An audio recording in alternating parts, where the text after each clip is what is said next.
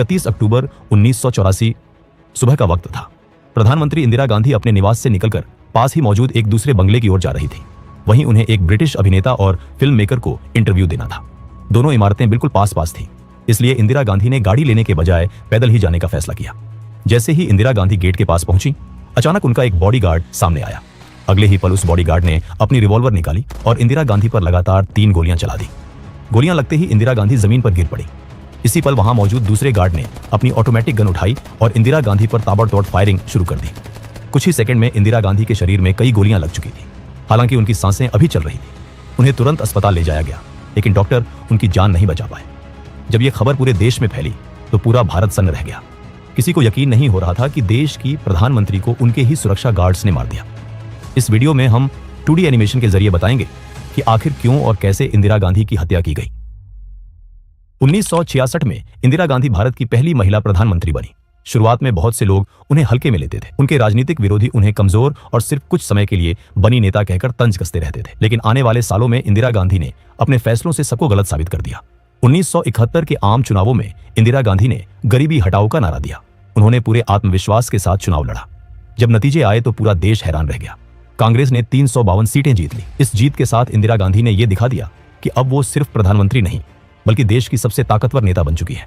उनकी अगुवाई में ही 1971 का भारत पाक युद्ध हुआ। इस युद्ध में भारत ने पाकिस्तान को करारी शिकस्त दी और ईस्ट पाकिस्तान अलग होकर बांग्लादेश बन गया। 1974 में दुनिया के कई देशों के विरोध के बावजूद भारत ने परमाणु परीक्षण किया और अपनी ताकत का ऐलान कर दिया। कुछ ही सालों में इंदिरा गांधी को आयरन लेडी कहा जाने लगा। लेकिन राजनीति में कामयाबी के साथ विवाद भी चलते रहे। 1971 में इंदिरा गांधी ने रायबरेली से चुनाव जीता था। उनके विरोधी ने आरोप लगाया कि चुनाव में गलत तरीकों का इस्तेमाल किया गया।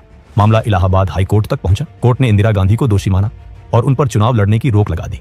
इसके बाद इंदिरा गांधी सुप्रीम कोर्ट पहुंची। सुप्रीम कोर्ट ने उन्हें प्रधानमंत्री बने रहने की इजाजत दे दी। लेकिन इस फैसले के बाद देश भर में जोरदार विरोध शुरू हो गया। 1975 में दिल्ली के रामलीला मैदान में जयप्रकाश नारायण ने इंदिरा गांधी पर लोकतंत्र खत्म करने का आरोप लगाया। उसी समय देश में रेल हड़ताल, महंगाई और भ्रष्टाचार जैसे मुद्दे भी चल रहे थे। इंदिरा गांधी की कुर्सी डगमगाने लगी।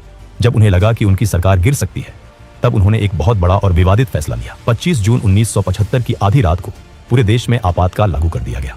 लोगों के अधिकार छीन लिए गए, प्रेस पर पाबंदी लग गई और लोकतंत्र लगभग थम सा गया। करीब 2 साल तक देश आपातकाल के साए में रहा। 1977 में जब चुनाव हुए तो जनता ने अपना गुस्सा वोट के जरिए दिखा दिया। इंदिरा गांधी को करारी हार का सामना करना पड़ा। पंजाब में भी कांग्रेस हार गई और अकाली दल ने प्रकाश सिंह बादल की अगुवाई में जीत हासिल कर ली। लेकिन इंदिरा गांधी इतनी आसानी से हार मानने वालों में से नहीं थी। सत्ता में वापसी के लिए उन्होंने पंजाब की राजनीति पर ध्यान देना शुरू किया। वहां उन्होंने एक स्थानीय प्रचारक जरनैल सिंह भिंडरावाले को समर्थन दिया। भिंडरावाले ने लगातार 3 साल तक जमीन स्तर पर काम किया, लोगों के बीच गए और कांग्रेस को मजबूत करने की कोशिश की।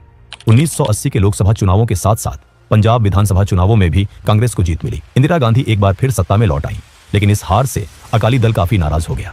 अकाली दल ने मांग उठाई कि पंजाब को एक अलग सिख डोमिनेटेड पंजाबी भाषा बोलने वाले स्टेट के रूप में ज्यादा अधिकार मिलने चाहिए। इस मांग को जरनैल सिंह भिंडरावाले का भी खुला समर्थन मिल गया। अकाली दल अपनी बात राजनीतिक और संवैधानिक तरीके से रख रहा था, लेकिन भिंडरावाले का रास्ता कहीं ज्यादा कठोर था। उसकी भाषणबाजी धीरे धीरे और तेज होती गई और पंजाब का माहौल बदलने लगा। कुछ ही सालों में पंजाब में उग्रवाद बढ़ने लगा। डर, हिंसा और अविश्वास का माहौल चारों तरफ फैलने लगा। सिख समुदाय की सबसे पवित्र जगह गोल्डन टेम्पल को कुछ उग्रवादी संगठनों ने अपना ठिकाना बना लिया। वहीं से उनके ऑपरेशन चलने लगे।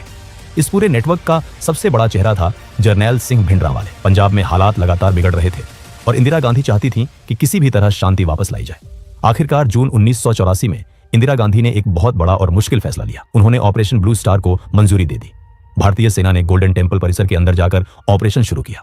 कुछ ही दिनों में सेना ने उग्रवादियों को वहां से हटा दिया, लेकिन इस कार्रवाई में उग्रवादियों के साथ साथ कई निर्दोष लोग भी मारे गए। गोल्डन टेम्पल का एक अहम हिस्सा अकाल तख्त बुरी तरह क्षतिग्रस्त हो गया। सरकार के लिए यह एक सुरक्षा अभियान था, लेकिन सिख समुदाय के लिए यह उनके धर्म और आस्था पर सीधा हमला था। इस घटना के बाद पूरे सिख समाज में इंदिरा गांधी के प्रति गहरा गुस्सा पैदा हो गया। इंदिरा गांधी को भी इस नाराजगी का एहसास था। उन्होंने सिख समुदाय का गुस्सा कम करने की कोशिश की। वो सिख समाज के बड़े नेताओं से मिली, सार्वजनिक बयान दिए और साफ कहा कि वो सिखों के खिलाफ नहीं है। लेकिन उनके ये प्रयास लोगों का गुस्सा शांत नहीं कर पाए। धीरे धीरे उन्हें जान से मारने की धमकियां मिलने लगी। खुफिया एजेंसियों ने कई बार उन्हें सलाह दी कि अपनी सुरक्षा से सिख गार्ड्स को हटा दिया जाए, लेकिन इंदिरा गांधी ने यह सलाह मानने से इनकार कर दिया। उनका मानना था कि ऐसा करने से सिख समुदाय में गलत संदेश जाएगा और नफरत और बढ़ेगी। साथ ही उन्हें अपने सिख गार्ड्स पर पूरा भरोसा था। इन्हीं गार्ड्स में से एक था बेअंत सिंह, जो पिछले 10 सालों से इंदिरा गांधी की सुरक्षा में तैनात था। लेकिन ऑपरेशन ब्लू स्टार ने बेअंत सिंह को अंदर से तोड़ दिया था। वो अक्सर अपने अंकल कहर सिंह के साथ गुरुद्वारे जाने लगा। एक दिन कथा सुनते समय बेअंत बहुत भावुक हो गया और जोर जोर से रोने लगा। तब कहर सिंह ने उससे कहा, रो क्यों रहा है, बदला ले। यहीं से बेअंत सिंह के मन में ऑपरेशन ब्लू स्टार का बदला लेने का विचार पक्का हो गया। धीरे धीरे उसके दिमाग में इंदिरा गांधी को मारने की एक खौफनाक योजना बनने लगी। कुछ दिनों बाद बेअंत सिंह ने इंदिरा गांधी की सुरक्षा में तैनात सतवंत सिंह को अपना प्लान बताया। ऑपरेशन ब्लू स्टार के बाद सतवंत सिंह के मन में भी इंदिरा गांधी के लिए गुस्सा और नफरत भर चुकी थी। उसके दिल में भी बदले की आग जल रही थी। इसलिए बिना ज्यादा सोचे सतवंत सिंह भी बेअंत सिंह के साथ इस साजिश में शामिल हो गया। एक दिन सतवंत सिंह प्रधानमंत्री आवास में अपनी ड्यूटी पर था। तभी उसकी नजर वहां एक बाज पर पड़ी जो परिसर के अंदर एक पेड़ पर बैठा हुआ था। सतवंत ने तुरंत बेअंत सिंह को बुलाया और उसे वो बाज दिखाया। सिख धर्म में बाज को बहुत खास माना जाता है। सिखों के 10वें गुरु गोबिंद सिंह जी से बाज का गहरा संबंध माना जाता है। इसी वजह से सिख समुदाय में बाज को शुभ संकेत समझा जाता है। दोनों ने इस घटना को एक इशारा माना। उन्हें लगा जैसे गुरु की तरफ से कोई संदेश आया हो। उस पल के बाद दोनों ने यह तय कर लिया कि अब और इंतजार नहीं करना है और गुरु के आदेश का पालन करते हुए उन्हें जल्द से जल्द कदम उठाना होगा। अक्टूबर आते आते पूरा प्लान लगभग तैयार हो चुका था। इसके बाद बेअंत सिंह और सतवंत सिंह ने कहर सिंह से मुलाकात की। तीनों के बीच विस्तार से बातचीत हुई और इंदिरा गांधी की हत्या के लिए 31 अक्टूबर 1984 की तारीख तय कर दी गई। बेअंत सिंह और सतवंत सिंह ने 31 अक्टूबर के लिए अपनी ड्यूटी सेंट्री बूथ के पास लगवा ली। इसी जगह के पास एक बाथरूम भी था। सतवंत सिंह ने पेट खराब होने का बहाना बनाया और हेड कांस्टेबल किशन लाल से अपनी ड्यूटी बदल ली। बेअंत सिंह ने भी अपनी सुबह की ड्यूटी के लिए जय नारायण से शिफ्ट बदल ली। 31 अक्टूबर को इंदिरा गांधी का एक ब्रिटिश अभिनेता और निर्देशक पीटर यूस्टिनोव के साथ इंटरव्यू तय था। वो इंदिरा गांधी पर एक डॉक्यूमेंट्री फिल्म बना रहे थे। ये इंटरव्यू इंदिरा गांधी के ऑफिस के पास ही एक बंगले में होना था जो बस कुछ कदमों की दूरी पर था। इसी वजह से इंदिरा गांधी ने फैसला किया कि वो पैदल ही वहां तक जाएंगे। सुबह के 9 बज चुके थे।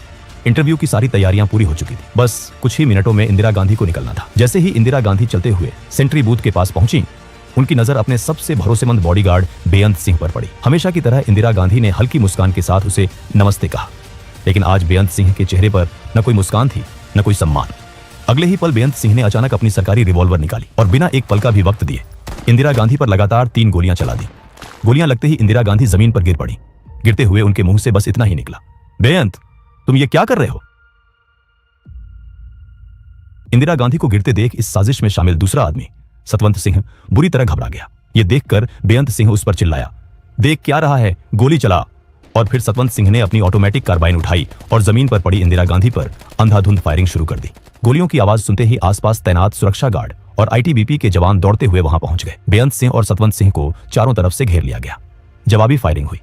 इस फायरिंग में बेअंत सिंह वहीं ढेर हो गया, जबकि सतवंत सिंह गंभीर रूप से घायल हुआ और उसे जिंदा पकड़ लिया गया। उधर इतनी ज्यादा गोलियां लगने के बाद भी इंदिरा गांधी की सांसें अभी चल रही थी। वो जिंदा थी। आर के धवन और सुरक्षा कर्मचारी दिनेश भट्ट ने तुरंत उन्हें उठाया और एक एम्बेसडर कार की पिछली सीट पर लिटा दिया। बिना एक पल गवाए गाड़ी सीधे एम्स की तरफ दौड़ पड़ी। सुबह लगभग 9:30 बजे इंदिरा गांधी को एम्स पहुंचाया गया। देश के सबसे बेहतरीन डॉक्टर उनके इलाज में जुट गए। ऑपरेशन थिएटर के बाहर सोनिया गांधी का रो रो कर बुरा हाल था। राजीव गांधी उस वक्त पश्चिम बंगाल के कांटी में चुनाव प्रचार के लिए गए हुए थे।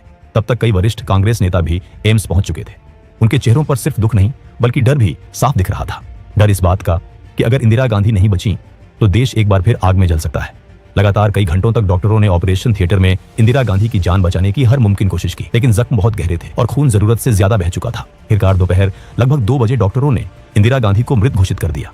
लेकिन सरकार के लिए यह सिर्फ एक मौत की खबर नहीं थी, ये एक ऐसी खबर थी जो पूरे देश को आग में झोंक सकती थी। इसी डर की वजह से शाम तक इंदिरा गांधी की मौत की आधिकारिक जानकारी मीडिया से छुपा कर रखी गई।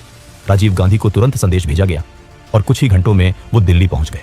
इसके बाद कांग्रेस के शीर्ष नेताओं के बीच एक गंभीर चर्चा शुरू हुई। सवाल सिर्फ एक था, देश का अगला प्रधानमंत्री कौन होगा। लगभग सभी की राय एक जैसी थी कि राजीव गांधी को ही यह जिम्मेदारी संभालनी चाहिए। लेकिन राजीव गांधी की पत्नी सोनिया गांधी इस फैसले के खिलाफ थी। सोनिया को डर था कि अगर राजीव प्रधानमंत्री बने तो कहीं उनकी जान को भी खतरा ना हो। काफी देर तक बातचीत और मंथन चलता रहा, लेकिन आखिरकार यह तय हो गया कि राजीव गांधी ही देश के नए प्रधानमंत्री होंगे। उधर जैसे ही इंदिरा गांधी को गोली लगने की खबर फैली, एम्स के बाहर लोगों की भारी भीड़ जमा हो गई। सभी को अब भी उम्मीद थी कि शायद इंदिरा गांधी बच जाए। लोग प्रधानमंत्री की हालत जानने के लिए बेचैन थे। हालात तब और बिगड़ गए जब धीरे धीरे लोगों तक ये बात पहुंची कि इंदिरा गांधी को बचाया नहीं जा सका और उनकी हत्या उनके ही 2 सिख गार्ड्स ने की है। धीरे धीरे सिख विरोधी नारे लगने लगे। स्थिति इतनी खराब हो गई कि विदेश दौरे से लौटकर सीधे एम्स पहुंच रहे राष्ट्रपति ज्ञानी जैल सिंह की गाड़ी पर भी पत्थरबाजी शुरू हो गई, सिर्फ इसलिए क्योंकि वो भी सिख थे। अस्पताल के पास से गुजर रही बसों को रोका जाने लगा।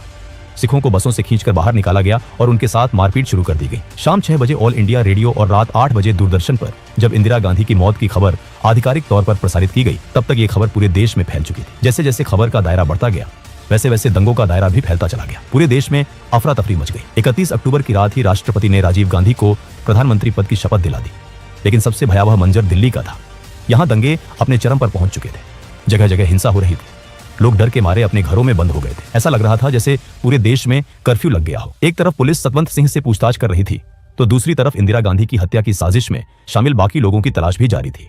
3 दिनों की लगातार मेहनत के बाद पुलिस ने कहर सिंह को गिरफ्तार कर दिया। मामला सेशंस कोर्ट में चला। कोर्ट ने सतवंत सिंह और कहर सिंह को फांसी की सजा सुनाई। लेकिन इस पूरे दौर का सबसे बड़ा और सबसे कड़वा सच ये था कि इंदिरा गांधी की हत्या के बाद भड़के सिख विरोधी दंगों में हजारों बेगुनाह सिख अपनी जान गंवा चुके थे। दोस्तों, अगर वीडियो आपको पसंद आया हो तो वीडियो को एक लाइक और कमेंट जरूर करें और चैनल को सब्सक्राइब करना न भूलें। हम ऐसे ही सच्ची और अहम कहानियां आपके लिए लाते रहेंगे।